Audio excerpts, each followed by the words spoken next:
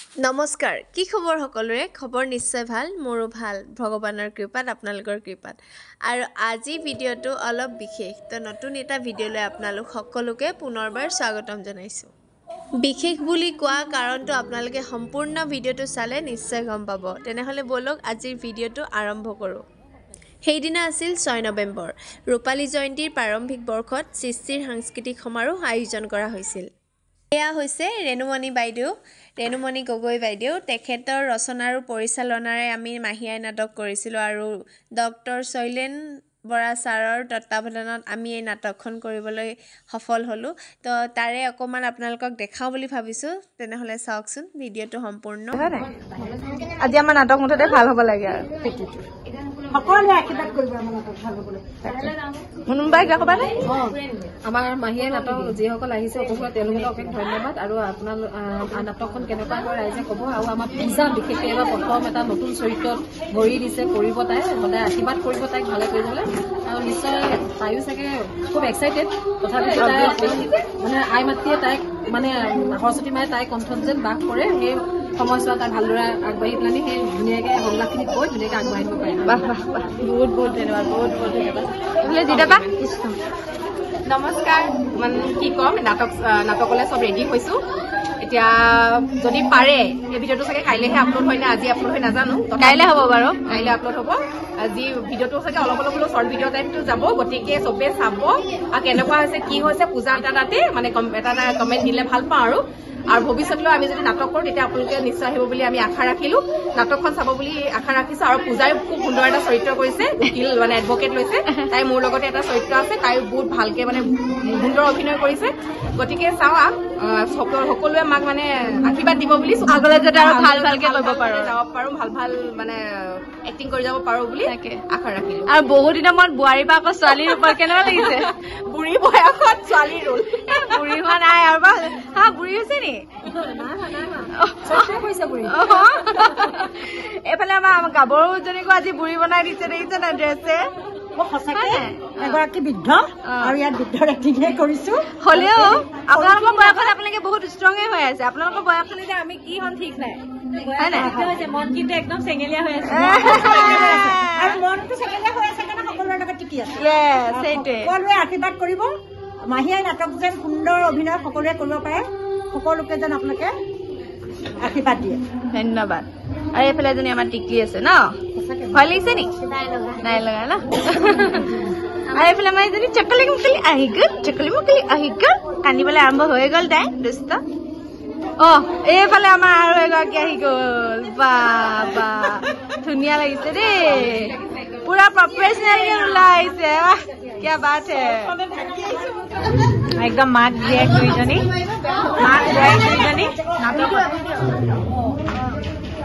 আৰু দেখি চাগে দুজনীক একেলগে দেখিয়ে থাকে আজি নাটকতো একেলগে